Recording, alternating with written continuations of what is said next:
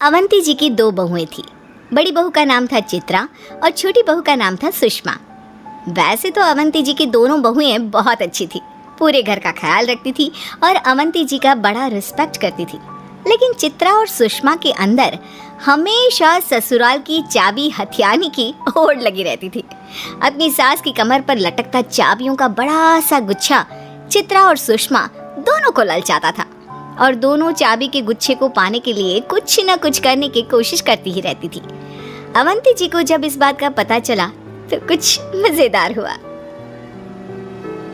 चित्रा, सुषमा, तुम दोनों की नजर मेरी कमर पर लटके इस चाबी के गुच्छे पर है। मैं बहुत दिन से देख रही हूँ।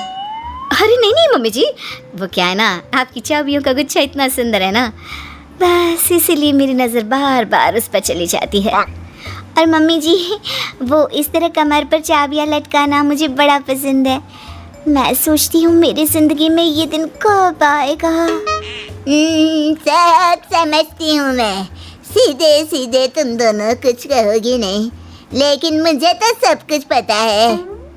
वैसे मम्मी जी, जब आप चलती है ना ऐसे कमर मटका कर और चाबियों का गुच्छा छन छन छन बोलता है, सच्ची मेरा तो दिल ऐसा ललचाने लगता है। और मम्मी जी, इसकी छन छन की आवाज़ ना मेरे दिमाग की घंटी बजाने लगती है कसम से। अच्छा चलो ठीक है, तुम दोनों को ये चाबियों का गुच्छा इतना ही पसंद है तो जो बहू मुझे खुश कर देगी मैं उसे चाबियों का गुच्छा दे दूंगी। अवंती जी के कहने के बाद तो दोनों बहुओं में जैसे कंपटीशन शुरू हो गया। दोनों की दोनों किसी भी तरह ससुराल की चाबी पाने के मौके में थी। मम्मी जी, मैंने नाश्ता बना दिया है, दोपहर के खाने की तैयारी भी कर दी है। अब शाम के खाने में क्या बनेगा ये भी सोच लिया है। भाभी, आपका बस चले ना तो आप पूरे सप्ताह का खाना आज ही बना कर रख दो। मम्मी जी से ससुराल की चाबी पाने के चक्कर में कहीं सच में ऐसा मत कर देना। सुषमा बहू, बातें मत बनाओ। ये बताओ, तुमने सुबह से क्या काम किया है? बैठकर टीवी ही देखा या कुछ काम भी किया? मम्मी जी, मैंने तो सारे कपड़े धोकर रख दिए हैं। पापा जी के, आपके और बाकी सभी घर वालों के जो भी गंदे कपड़े मुझे मिलते गए मैं तो सब धोकर रखती गई। और जानती है मम्मी जी, कुछ तो धुले हुए कपड़े भी दोबारा धो दिए इसने। चाबी का गुच्छा लेने की बहुत जल्दी है ना। और फिर कुछ दिनों के बाद मम्मी जी को खाने में मीठा बहुत पसंद है। आज मैं उनके लिए हलवा बना देती हूँ और उसमें खूब सारी शक्कर डालूंगी। एकदम मीठा हलवा बनाऊंगी। चित्रा पहले तो हलवे में थोड़ी सी शक्कर डालती है, लेकिन फिर उसे लगता है कि थोड़ी चीनी और डाली जाए और हलवे को ज़्यादा स्वादिष्ट और मीठा बनाने के चक्कर में वो धीरे धीरे करके उसमें बहुत ज़्यादा चीनी डाल देती है। मम्मी जी, ये हलवा खाकर देखिए कैसा बना है। तभी वहाँ पर सुषमा आती है।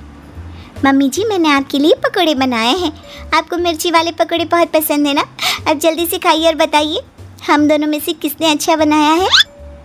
पहले मैं हलवा खाती हूँ, मीठा खाऊंगी और उसके बाद पकौड़े। आज तो मज़ा आने वाला है। दोनों बहुएं बड़ी सेवा कर रही है मेरी। हाँ मम्मी जी, ससुराल की चाबी पाने के लिए हम दोनों आपके पैरों में भी गिरने को तैयार हैं। हाँ ठीक है। अब हलवा दोगी या बातें ही करती रहोगी?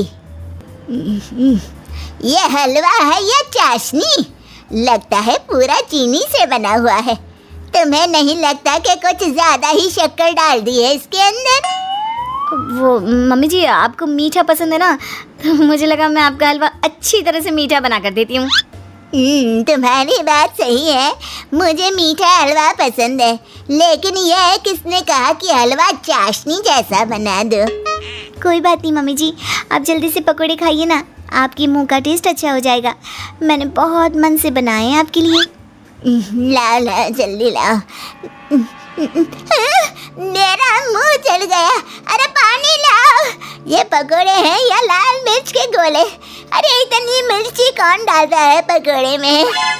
लेकिन मम्मी जी, मैंने तो आपके लिए चटपटे पकौड़े बनाए थे और स्वाद बढ़ाने के चक्कर में लगता है मुझसे मिर्ची कुछ ज़्यादा ही डल गई। तुम दोनों बहुएं चाबी पाने की होड़ में ये भी भूल गई कि हलवे में कितनी चीनी डालनी है, पकौड़े में कितनी मिर्ची। अब जाओ, तुम में से किसी को चाबी नहीं मिलने वाली। अब अवंती जी ससुराल की चाबी देने से साफ मना कर देती हैं। तो चित्रा और सुषमा दोनों ही परेशान हो जाती हैं। दोनों को लगता है कि अब उन्हें कुछ नहीं मिलने वाला और इसीलिए वो दोनों फिर से अवंती जी को अपने अपने तरीके से इम्प्रेस करने के प्लान बनाती है। देखो, मैं बड़ी हूँ ना, इस हिसाब से चाबी तो मुझे मिलनी चाहिए। लेकिन मैं भी तो बराबर से मेहनत कर रही हूँ ना, आप बड़ी हुई तो क्या हुआ, हम दोनों का ससुराल की चाबी पर अधिकार बनता है। अरे तुमने लाल मिर्च के जो पकोड़े बनाए थे ना, देखा मैंने। अरे कैसे मम्मी जी का मुंह जला दिया था तुमने, चाबी तुम्हें नहीं मिल सकती।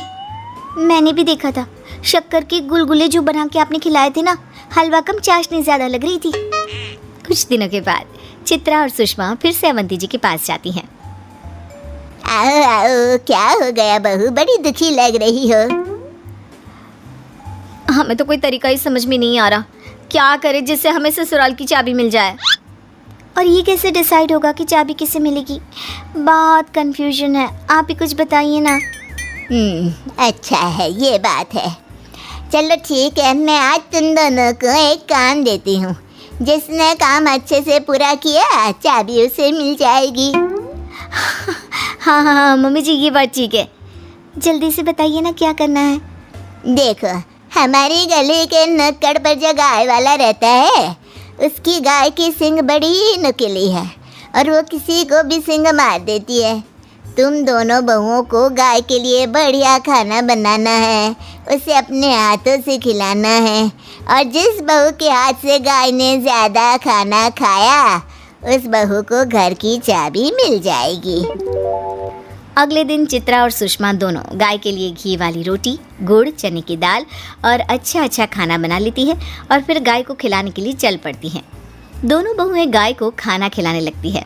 जैसे ही बड़ी बहू गाय को खाना खिलाती है तो गाय बड़े प्यार से खा लेती है और जैसे ही छोटी ने खाना खिलाया तो वो उसे मारने के लिए दौड़ती है। देखा, मेरे हाथ से गौ माता ने कितने अच्छे से खाना खाया। मुझे तो देखते ही मारने को दौड़ती है, लगता है ससुराल की चाबी मेरे हाथ से गई। देखा छोटी बहू, बड़ी बहू ने ये स्पर्धा जीत ली है, तब चाबी तो उसे ही मिलेगी। और इस तरह से चाबी चित्रा को मिल जाती है। वो चाबी अपने कमर में लटका कर मटक मटक कर चलती। ये देखकर छोटी को बहुत बुरा लगता। जब से भाभी को घर की चाबी मिली है, अपने आप को कुछ ज़्यादा ही समझने लगी है, कितना इतरा इतरा कर चलती है। मेरी तो किस्मत ही खराब है। कुछ दिनों के बाद, बहू, मेरी किटी पार्टी की सहेलियों में इस बार सब अपनी अपनी बहुओं को पार्टी में लेकर आएंगी और इसलिए मुझे भी अपनी बहू को पार्टी में लेकर जाना है। बताइए ना मम्मी जी, कब चलना है, मैं जल्दी से तैयार हो जाती हूँ। हाँ मम्मी जी, भाभी तो आपकी बड़ी बहू है, इस नाते आप उनको ही पार्टी में लेकर जाएंगी ना। नहीं नहीं, ऐसा तो बिल्कुल भी नहीं है। बड़ी के पास ससुराल की चाबी है, यानी कि इस घर की जिम्मेदारियाँ। आज वैसे भी दूध वाला, अखबार वाला सब हिसाब किताब करने के लिए आने वाले हैं, तो बड़ी घर पर रहेगी और छोटी मेरे साथ पार्टी में जाएगी। थैंक यू मम्मी जी, ससुराल की चाबी ना सही, लेकिन आपके साथ पार्टी में जाने को तो मिला मुझे। कुछ दिनों के बाद, अरे छोटी बहू, आज शाम को तैयार हो जाना। मेरी बचपन की सहेली ने हमें अपने साथ फिल्म देखने जाने के लिए बुलाया है। बहुत अच्छी फिल्म लगी है थिएटर में। मम्मी जी, पिछली बार किटी पार्टी में भी आप छोटी को लेकर गई थी, इस बार मुझे आपके साथ चलना है। अरे बेटा, समझने की कोशिश करो, ससुराल की चाबी मिली है तुम्हें और मैंने पहले भी कहा था चाबी मिलने का मतलब होता है जिम्मेदारी। अब देखो, मैं तो जिम्मेदारी से पूरी तरह फ्री हो चुकी हूँ और छोटी भी आज़ाद है, पर तुम्हें तो घर पर रहना पड़ेगा ना, घर के काम संभालने होंगे, जिम्मेदारियाँ संभालनी होगी। और मैं तो बिल्कुल आज़ाद हूँ। अच्छा है मुझे चाबी नहीं मिली, कम से कम मम्मी जी के साथ पार्टी में जाने का मौका तो मिलता रहता है। ये चाबी ना होकर गले का फंदा बन गई है, बेड़ियाँ बन गई है मेरे लिए। चलो ठीक है बेटा, हम चलते हैं, तुम घर अच्छे से संभालना। हाँ, हम फिल्म देख कर आते हैं। रात को जब अवंती जी और छोटी बहू फिल्म देखकर लौटते हैं तो देखते हैं कि बड़ी बहू घर के बीचों बीच बैठकर जोर जोर से रो रही थी। अरे भाभी, क्या हुआ? अब किस बात की तकलीफ है? आपको तो ससुराल की चाबी भी मिल चुकी है, फिर अब क्यों परेशान है? मुझे नहीं चाहिए ऐसी चाबी जिसने मुझे घर में कैद करके रख दिया है। सारा काम मुझे संभालना पड़ता है, सारा हिसाब किताब भी मुझे ही देखना पड़ता है। ये तो तुम्हें चीटिंग करने से पहले सोचना चाहिए था ना। चीटिंग? मम्मी जी कौन सी चीटिंग के बारे में बात कर रही हैं आप? भाभी ने कब चीटिंग कर ली? उस दिन देखा था मैंने, इसने शायद गाय वाले को पहले ही बोल कर रखा था, जैसे ही छोटी खाना खिलाए तुम चुपचाप पीछे से उसे लाल कपड़ा दिखा देना और गाय को गुस्सा आ जाएगा, फिर ये कंपटीशन जीत जाएगी। क्यों बड़ी बहू, ऐसा ही था ना? मम्मी जी आपको सब पता चल गया? मैंने तो ससुराल की चाबी पाने के लिए वो सब किया था। अब अगर तुमने ससुराल की चाबी पाने के लिए वो सब किया था तो भुगतो, लटकाओ कमर में चाबी और निभाओ जिम्मेदारियां। पीहू की शादी विक्रांत के साथ हो गई। दिखने में विक्रांत काफी हैंडसम था। शादी के वक्त विक्रांत और उसका परिवार काफी सभ्य और पढ़े लिखे दिख रहे थे, क्योंकि विक्रांत की नौकरी भी अच्छी खासी कंपनी में थी। लेकिन पीहू जैसे ही शादी होकर अपने ससुराल आई, उसने देखा कि उसके ससुराल वालों का रहने का तरीका कुछ जंगलियों जैसा है। विक्रांत, तुमने गीला टॉवेल बेड पर डाल दिया है। देखो ना, सारे गद्दे गीले हो गए। कम से कम इसे बालकनी में सुखा देना चाहिए था। तुमसे शादी क्यों की है? ये काम तुम करोगी, ठीक है? कुछ देर के बाद, अरे विक्रांत, ये क्या? अलमारी के सारे कपड़े जमीन पर बिखरे पड़े हैं। ये क्या किया तुमने? मेरा एक रुमाल नहीं मिल रहा था, उसी को ढूंढ रहा था। लेकिन एक रुमाल ढूंढने के लिए आपने मेरे और खुद के सारे कपड़े बेडरूम की जमीन पर फैलाकर डाल दिए। ये क्या जंगलीपना है? तो क्या करता? रुमाल मिल नहीं रहा था ना। अरे तुम मुझसे पूछ लेते या फिर थोड़ा केयरफुली निकालने की कोशिश करते। मुझे ऑफिस के लिए देर हो रही है, जा रहा हूँ, ज्यादा लेक्चर मत दो। विक्रांत की ऑफिस जाने के बाद पीहू देखती है कि शूर्य के सारे जूते बिखरे पड़े थे। ये क्या? ये किसने ऐसा फैला दिया? और सारे जूते इस तरह जमीन पर उल्टे क्यों पड़े हैं? किसने किया ये सब? यह तो हमारे विक्रांत का काम है, परेशान मत हो। वो ऑफिस जाने से पहले रोजाना ऐसा ही करता है। लेकिन क्यों मम्मी जी? अरे बस ऐसे ही आदत है उसके। लेकिन मम्मी जी, वो अपने जूते आराम से शू रैक से निकाल सकते थे। बाकी के सारे जूते नीचे डालने की क्या जरूरत थी? मैंने कहा ना, उसका यही तरीका है। वो अपनी अलमारी से एक शर्ट निकालने के लिए सारे कपड़े बाहर फेंक देता है, एक जूता निकालने के लिए पूरी शू रैक खाली कर देता है। तो फिर रोजाना इस घर को फिर से ठीक कौन करता है? अब तक तो मैं करती आई थी, अब आगे से ये काम तुम्हारा। लेकिन मम्मी जी, आपने कभी अपनी बेटी को समझाने की कोशिश नहीं की?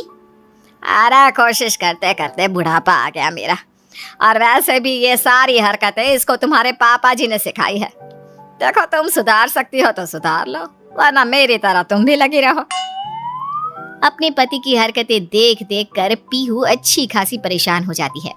एक दिन शाम के वक्त विक्रांत ऑफिस से आने के बाद उससे कहता है, चलो पीहू, आज डिनर बाहर लेने चलते हैं।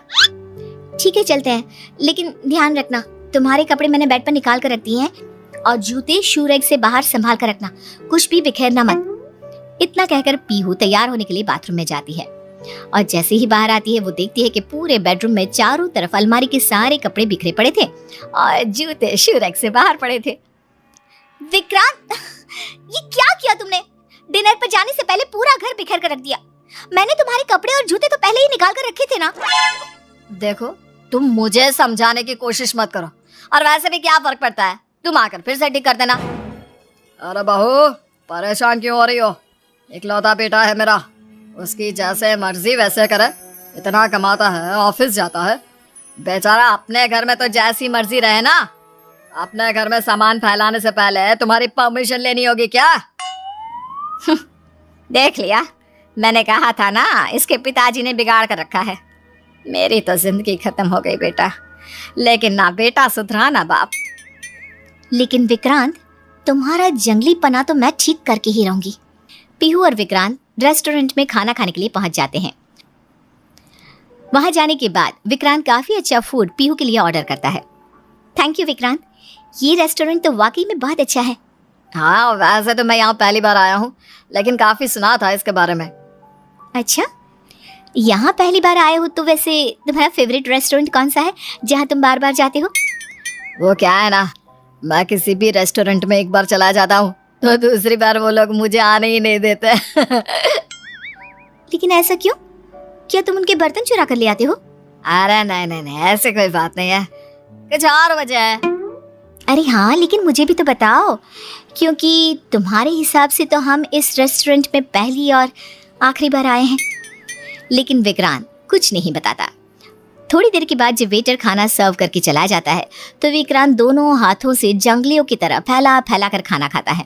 वो अपने हाथ टेबल क्लॉथ से साफ कर लेता है और रेस्टोरेंट में बुरी तरह से गंदगी मचा देता है। अरे भाई साहब, आप इंसान है या जंगल से आए हुए कोई जंगली जानवर? किस तरह खाना खा रहे हैं?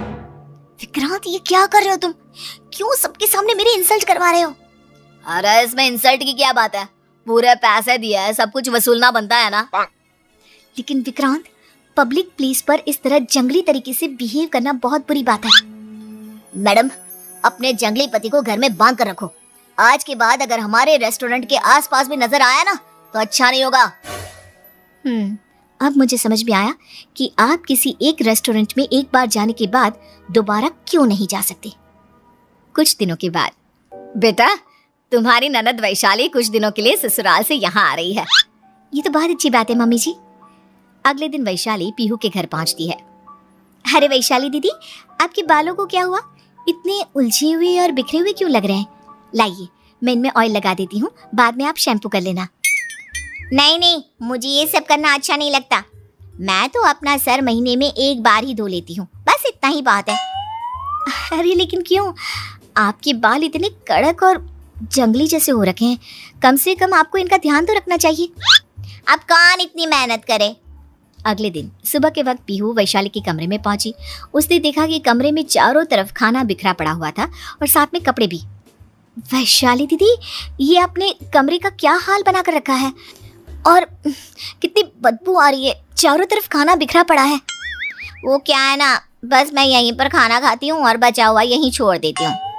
देखो, मैंने तुम्हें पहले भी कहा था, इनके पिताजी ने इन दोनों बच्चों को बुरी तरह बिगाड़ कर रखा है। इसे बिगाड़ना नहीं, लाड़ करना कहता है। बेटे इतने दिनों के बाद मायके आई है, क्या हो गया अगर थोड़ा सा सामान बिखरा दिया? लेकिन पापा जी, आप अपनी बेटी की हालत तो देखो। सर के बाल सीधे खड़े हो गए हैं, कपड़े गंदे हैं और कमरे में चारों तरफ गंदगी। ऐसा लगता है जंगल से आई है आपकी बेटी। थोड़ा तो समझाने की कोशिश करिए। पीहू के कहने के बाद भी विक्रांत और वैशाली किसी की एक नहीं सुनते। और फिर एक दिन पीहू अपनी सास से पूछती है, विक्रांत के ऑफिस की फाइल और वैशाली का मेकअप, बस यही दो चीजें हैं जो दोनों बहुत संभाल कर रखते हैं। पीहू चुपचाप से जाकर विक्रांत की सारी फाइलें खराब कर देती है, सारे पेपर्स इधर से उधर कर देती है और वैशाली का पूरा मेकअप इधर का उधर कर देती है, पूरी तरह से खराब कर देती है। कुछ देर के बाद, ये क्या है मम्मी, देखो ना, किसी ने मेरा मेकअप पूरा फैला दिया है। लिपस्टिक, नेल पेंट, काजल, सब कुछ बुरी तरह बिखरा पड़ा है। और मम्मी ये देखो, मेरी ऑफिस की सारी फाइलें इधर उधर पड़ी हुई है। यह सब मुझे बिल्कुल पसंद नहीं। किसने किया ये? मैंने किया है। भाभी, आपने ऐसा क्यों किया? अरे तुम्हें समझ में नहीं आता क्या? ये मेरे ऑफिस की जरूरी फाइल है। बहू, तुम्हें वैशाली और विक्रांत को इस तरह परेशान नहीं करना चाहिए। विक्रांत और वैशाली दी, जब तुम दोनों जंगली की तरह रहते हो, पूरा घर बिखेर कर रखते हो, हमें कितनी प्रॉब्लम होती है, आज समझ में आया? आ गया। हाँ, अच्छी तरह समझ में आया। आज के बाद हम कभी जंगली की तरह नहीं रहेंगे। हाँ, हमेशा अपनी चीजें संभाल कर रखेंगे।